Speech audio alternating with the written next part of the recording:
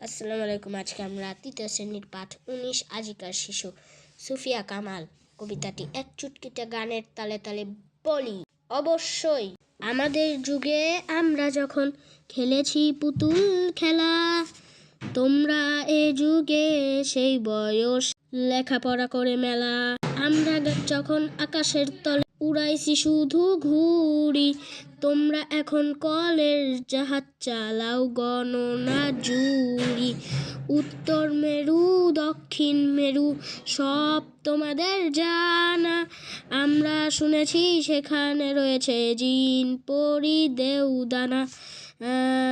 পাতাল পুরীর অজানা কাহিনী তোমরা শোনাও সবে মেরুতে মেরুতে জানা পরিচয়। কেমন করিয়া হবে তোমাদের ঘরে আলোর অভাব, কভু নাহি হবে আর আকাশে আলোক বাঁধি, আনি দূর করিবে অন্ধকার।